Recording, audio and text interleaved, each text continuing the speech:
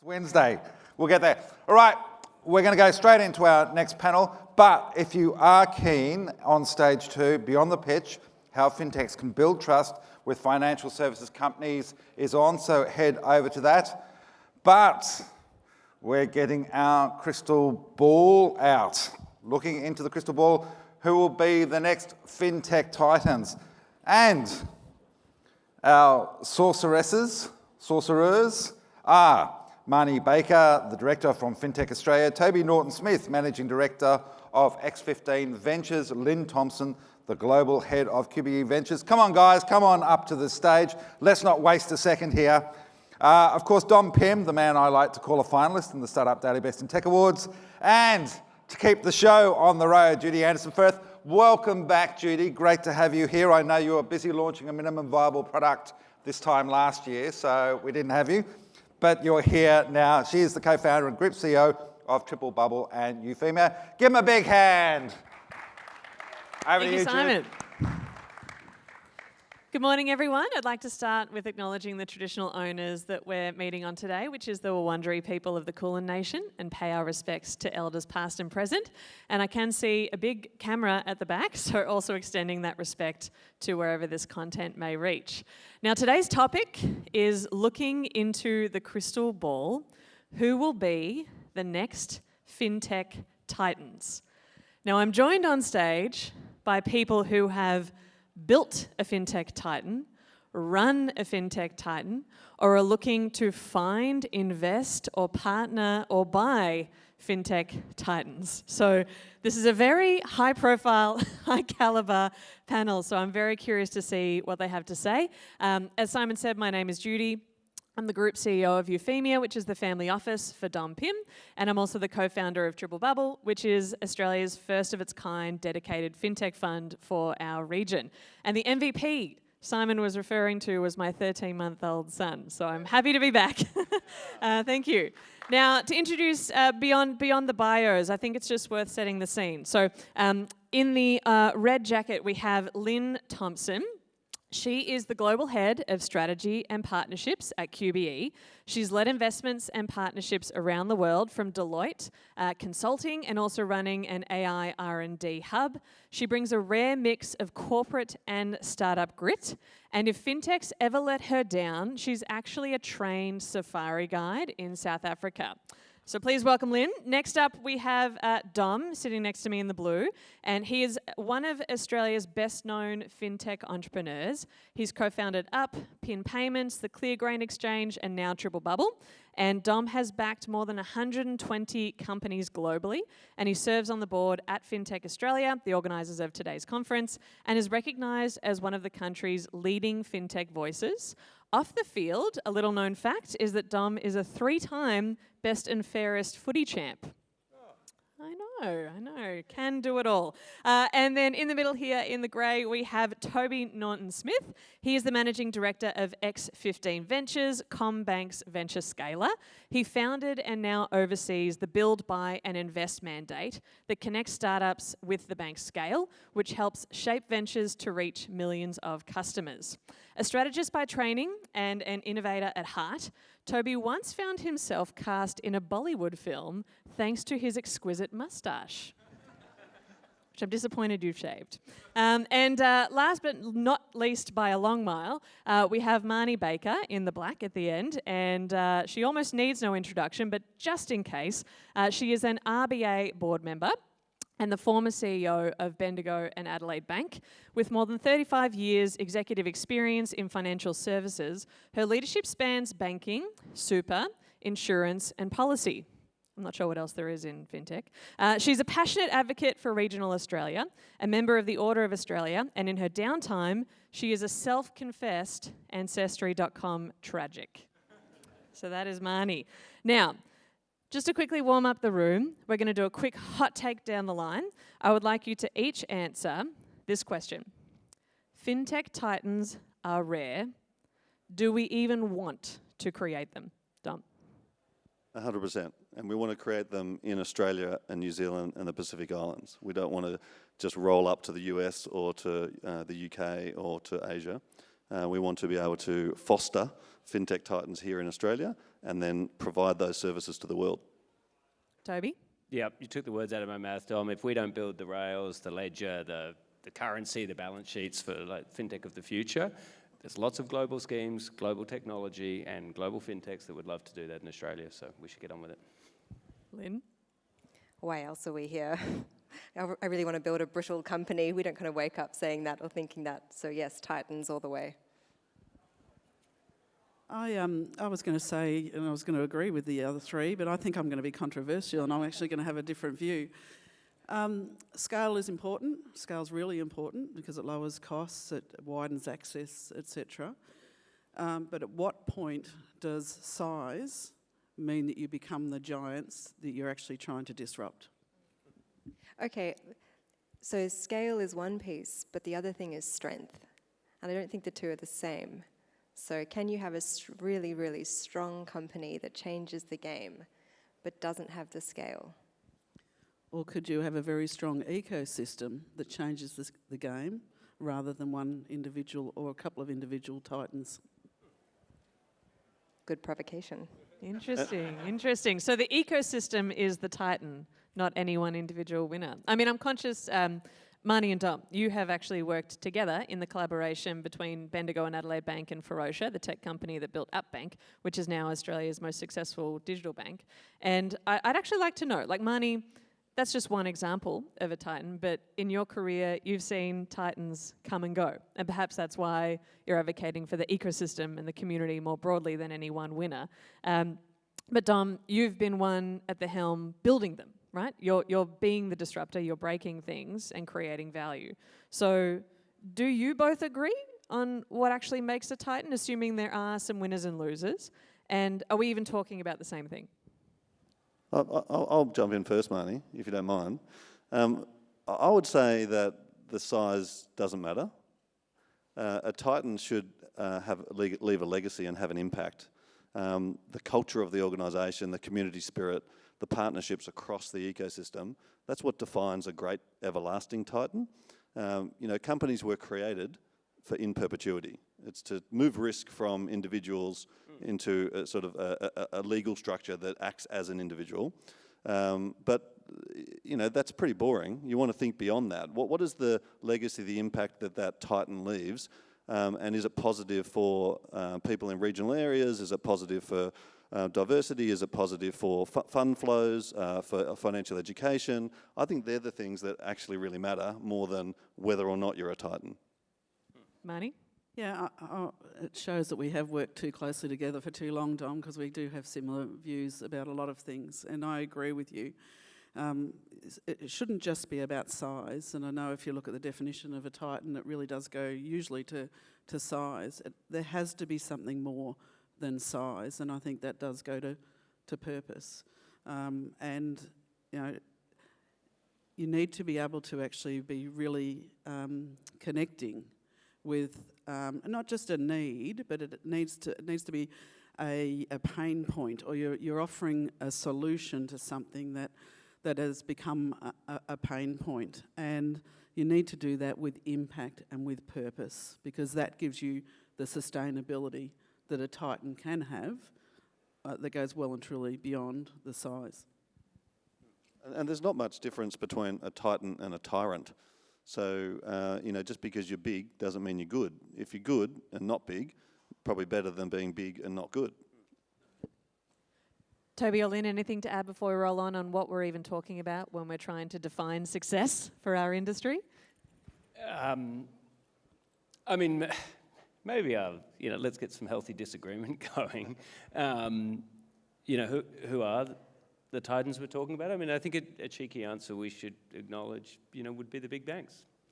It might sound slightly uncool in this audience, but, X15's backed by CommBank, so I can speak more to that. Like on most global benchmarks, be it, customer experience through to capital adequacy and strength, they rank as some of the best financial institutions in the globe. And, even in sort of emerging spaces, there's Evident AI Index, which benchmarks all of the banks globally on sort of their adoption and implementation of AI. And you know, again, sort of speaking to the company I know better, they're top 5 in the globe, number 1 in APAC. So, you know, at least there's a very high benchmark set by local banks, would be my perspective on that. I think the local banks will be in the top 25, sometimes depending on what metric, top 50 in the world. I always say that building a disruptor, building up, for example, we have a much higher bar in Australia than you did in the UK or the US or other countries. The big banks here are exceptionally good when it comes to driving value, delivering value, and also customer experience. And who are, if we're talking about that high watermark of who are actually, I think the big banks is an obvious one, like they're traditional enterprise titans. In the disruptor space, who's in that house of I mean, we just had one on stage. Yeah, right? Airwallex, Airwallex, Xero, and Afterpay are the 3 big ones. Any others to add? I mean, I think buy now, pay later more broadly is a great Australian sort of almost export story. I think in insurance, there's a few emerging. Honey. There's a few, yeah. Honey. Cover Genius. Cover Genius, absolutely. I mean, bringing the best of what Australia is good at, which is that customer experience layer, which we've spoken about before, and then pairing it up with really good technology with consumers that are very demanding on the digital expectations. That is absolutely where we lead. And so I think those 2 are the biggest players in the insurance vertical that are either through or coming through. I mean, I'm going to be cheeky, but self-promotional. You know, Unloan, a digital mortgage business we built on balance sheet side, which size. Shameless plugs are encouraged. Shameless yes. plug. You know, it's getting up there. It's a very large business. Oh, well, just while we're doing that, Up's pretty cool, but no, I was going to actually say Timely for Bendigo Bank because but Bendigo, if you don't know, has made a lot of very early bets in the fintech space, including introducing the debit card to Australia with Visa in the 80s. And then you know, launching a business called Ready, launching another one, Plan Big, you know, now backing Timely, backing Ferocia to build up. So Bendigo's actually, I think, backed, you know, quite a few. It's much smaller, obviously, than CommBank, but it has backed quite a few fintechs. And so sometimes the Titan comes out of the relationship between the incumbents and the fintechs, rather than always disruption. And Marnie, I'm curious, if these are some of the green shoots that we're seeing on our next generation of titans, right? If we fast forward 50 years into the future, they won't be seen as disruptors. They'll be the incumbents being disrupted by the next wave.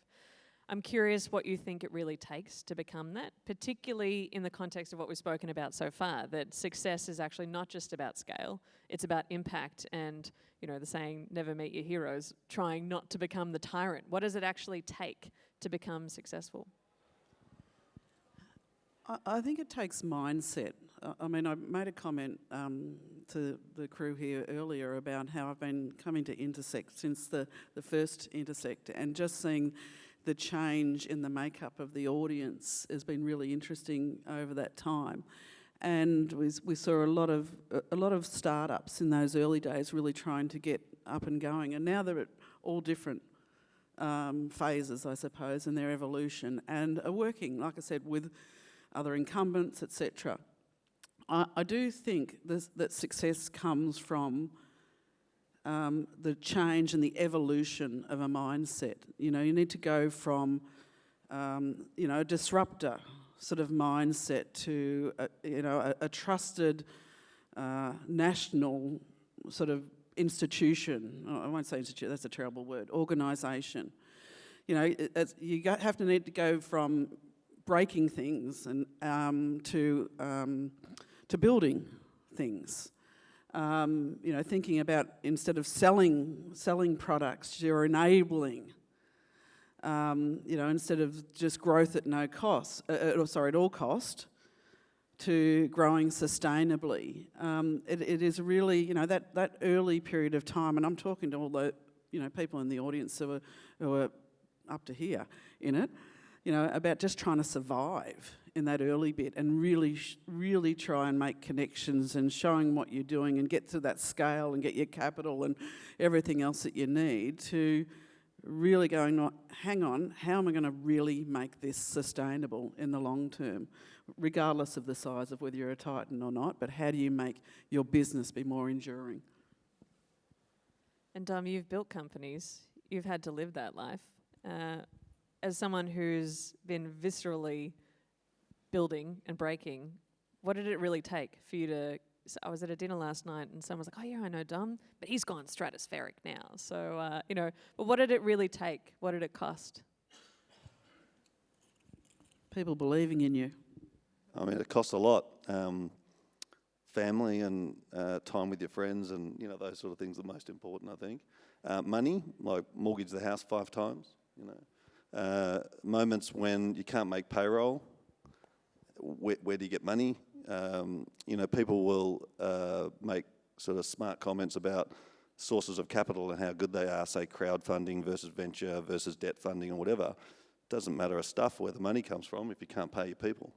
So I think for me it's a pretty tough journey. Along the way, the school of hard knocks, from starting things that didn't work, building things you had to build again, getting sued, mergers, acquisitions, IPOs, capital raises, meeting with 100 people, travelling to San Francisco, going to London, going to Hong Kong, going to Tel Aviv, all these places to try and find money. The reason we launched Triple Bubble in Australia, there's a plug for everyone, is because it's so hard to get the money here, and what I'm all about is the people and the culture, and you can't maintain the people and the culture if you can't pay them. So I'd say they're the most difficult moments. But just maybe an anecdote, I'm sort of one of those people that, even though I've been busting my gut doing startups, I try to surround myself with people that are much better than me so that I can leave 2:30 and go pick up the kids from school. So I think that sort of, people talk about work-life balance. I don't think there is a work-life balance, certainly not in startups, but you can make choices, and those choices define not only who you are, but what your startup will become. Thank you for sharing that. And now I'm going to change things up a little bit. Lynn, you represent a global point of view. And I'm actually very curious, when you're thinking of either building a new piece of technology at QBE, or you're looking to acquire a team or a product or a piece of technology, or partner with a startup, what are the signals that you see that this is the right team, this is the right product, this is the right piece of technology, and this is the right time, that give you confidence to put the big QBE logo behind something? And is it different in different parts of the world? Yeah, it is. I mean, we're a small but mighty global team across Sydney, Melbourne, London, and New York. And that's 11 people globally. So you can do the math on how many people are in each jurisdiction. Kind of the good news, or the bad news, depending on how you look at it, is we're very selfish. We have our really big problems as QBE, that our job is to find capability, and the best way to bring that capability into the QBE beast or mothership. And so we care very deeply about, we have a problem that we will run at 5 times, 6 times, 7 times because we can't afford to get it wrong. So whether that's things like our response times after huge flooding events around the world, we just can't afford to get that wrong. And so that's step 1, is we have to be very clear that this is so big as a challenge to our business, we will do whatever it takes to solve it. And then the second thing is, well, who do we work with? We really look for the capability that you can't get through an RFP process. If you can get it through an RFP and an existing solution, great, fine, go for it, go for gold. You don't need a ventures team involved. But if we come across capability that is just 3 steps, 4 steps ahead of the rest of the market, we find ourselves not being able to stop talking about this company. It just kind of vomits out of the mouth, like, oh my God, these guys, this changes the game here. Those are the preconditions. And then the third piece, which actually genuinely leads to success, is when both teams are leaning in heavily. And I mean, like, we catch up at least twice a week. We do heavy feedback to the startup. They give heavy feedback back to us. We're additive to their roadmap, not distractive or destructive, which is a really key balance, because you can get lots of opinionated feedback from one enterprise customer that's not reflective of the broader market. So there has to be good alignment there. And look, I think when those 3 pieces line up, and I suspect that your experience at Bendigo was pretty much the same, which is you had to get that right. And none of the options that were currently on the table were working. So you are up for probably trying almost anything.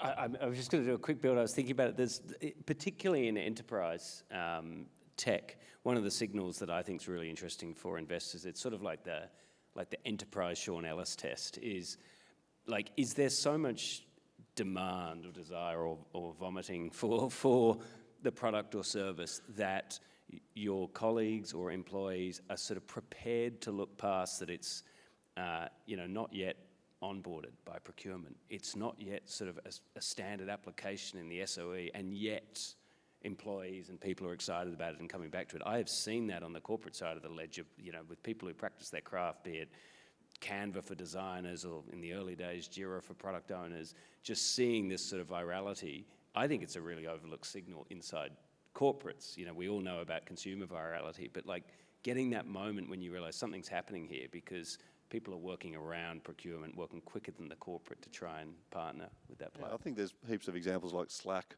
and GitHub and companies like that, that's exactly how they got their road to market.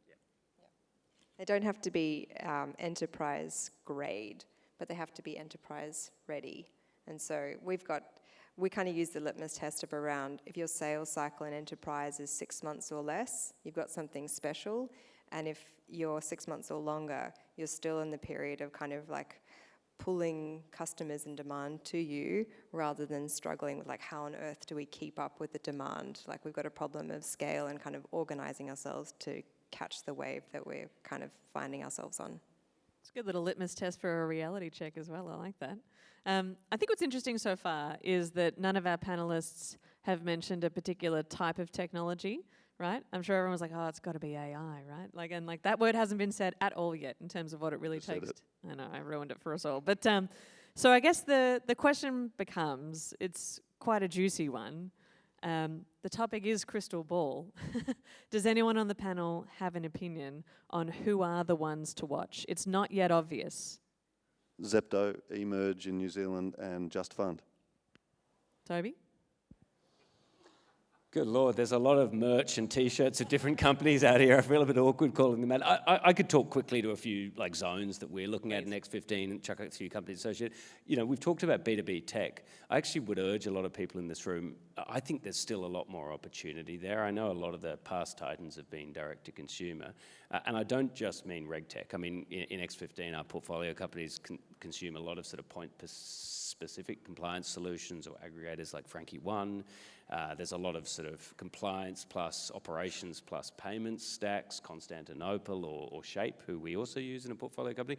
I mean just technology full stop that is fit for purpose for regulated entities. And let's talk about AI, because if you think about every enterprise in the country, including big banks, they're all working out how you can create, agentic workflows to change operations, change customer service, to do end-to-end marketing compliance.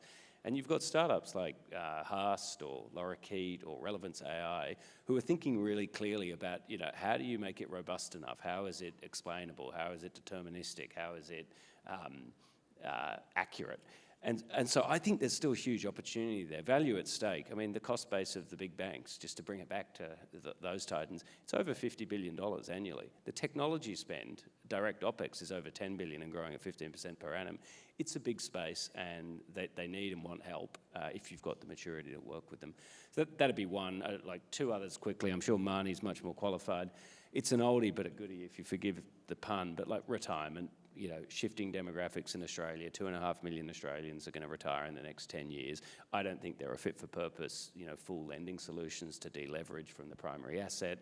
I don't think we've necessarily got the advice and the wealth constructs. And then for super itself, done a phenomenal job with how you accumulate, invest, and protect your funds. The paradigm's shifting now. It's how you get bank-like capabilities to those members as they need to actually spend and use their money. That's a space we're very interested in. I think a sleeper Titan might be Grow Inc. inside that space that provides a lot of sticky services in the back end.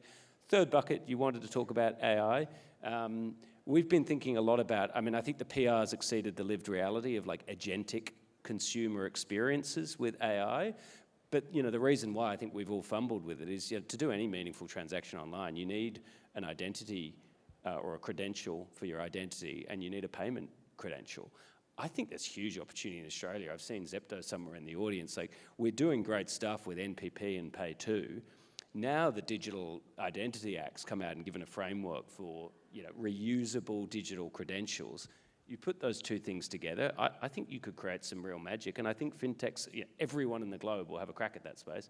FinTechs have a right to play there. Where do you establish your identity credential and where do you establish your payments? It's with a financial services institution. So they're the sort of three areas that we're interested in right now. Between each person, I'm just going to chuck in a few more. I just want to say, like beta shares, for example, or sharesies, they're already Titans. And then you've got, you know, like you mentioned, Frankie One, but WeMoney I can see down the front here. You know, there's a bunch, and it depends on how deep you want to go. If you want to start looking at the real up-and-comers, you've got Instant and Primary, you know, for example. Now, I'm conscious of time. We've got to quickly wrap up, but Marnie, without naming names, where are the verticals you're seeing disruption you expect to see more in the future? Sorry, where are the hurdles? What parts of the market do you see disruption? Like, you've got a really interesting point of view from super and others. I think Toby just sort of spoke about it then. I mean, I'm involved in the super, I'm on a super board, and we always used to talk about, you know, banking and how big the banking market is, and I think it's at $6.5 trillion. Super is at $4.3 trillion. But banking, 70%, roughly 65-70% of that $6.5 trillion is actually lending. So the investable assets within banking, deposits, people's money, is only about $2 to $2.5 billion. So the super actually has twice as much investable assets than what banks do here in Australia. And, you know, like Toby said, we're going from the accumulation phase where money went in and it stayed there, to now into the retirement phase where they actually have to start looking like bank accounts, like banks. And we see a lot of FinTechs that are operating in the bank sector, in the payment sector, in the RegTech sector, you know, etc. All of that is directly transferable skills and potentially solutions into the super sector. And I think there's a huge opportunity for partnering there, because I've been really surprised at the lack of partnering that I've seen across the super industry into FinTechs here in Australia. Well, if you're a superannuation FinTech and you're looking for a partner, now you know who to pitch. Grow is a good one that you mentioned before. Yep. So I'm just throwing in between quickly, just a minute. I was thinking also. I was thinking also that in the room I can see at least 15 future Titans. So without naming them all, can you put up your hand if you're going to be a future Titan? We nailed it. See. Excellent. Now, I think what's been very interesting about today is that we've had at least, I think 20, I was doing a quick count, 20 name drops alone on this panel. And yes, these are incredibly credentialed and experienced financial services leaders, but there are more in the room. And so the point I want to make is that the size and the density of this industry is just going from strength to strength, as Marnie sort of alluded to, with from Intersekt number 1 to Intersekt number 9 today. And so whether you're going to be a Titan or not, I do really like your point about not being a tyrant and the broader panel's view on having a really great problem to solve, and then the benefit of wealth and prosperity for yourself, your family, your teams, your customers, the broader region is a happy outcome of solving great problems that people actually care about. And one last little clue beyond following the trillions in super is I learned at the WeMoney dinner last night there's over $1 trillion of consumer credit debt in the country. And so disrupting consumer credit, which is another interesting opportunity. So very quick rapid fire, last word for the audience. We'll start with you, Marnie, we'll work our way down. I might go back to where we sort of started at the start and the comment that I made around the ecosystem. I think it's one thing for you to get scale for all of the reasons that everyone has spoken about, but think bigger than that, think ecosystem, because it will take, for the future of finance here in Australia, the change that's required, the standards that need to be set into the future will take an ecosystem to do that, not just a couple of really big players. Lynn? We already punch above our weight, so keep going, keep it up. Toby? Yeah, ideas are cheap. I don't have a crystal ball, but I would suggest, like, straight after this, you've got a panel of people who are, have capital, have partnership capability to help you scale and can give you great advice. So look forward to the conversations afterwards. I think I do have a crystal ball, but like everyone thinks Afterpay was pretty awesome and it's the largest acquisition in Australian history. But if you look at their single-digit market share, the opportunity to create Titans is enormous. Don't forget where you come from and what your purpose is and the legacy that you leave. And you need money to do it, so we're all here to help. Thank you very much. So last call out, my shameless plug is that if you are looking to invest in the next generation of FinTech Titans in our region, please come and talk to myself, Dom, Brian Collins at the front, or Kyle Austin from the Triple Bubble team. We are raising Australia's first of its kind dedicated FinTech fund for our industry. So if you want to be a part of this awesome wave, come and join us. Otherwise, please put your hands together for our amazing panelists, and back to Simon. Thank you.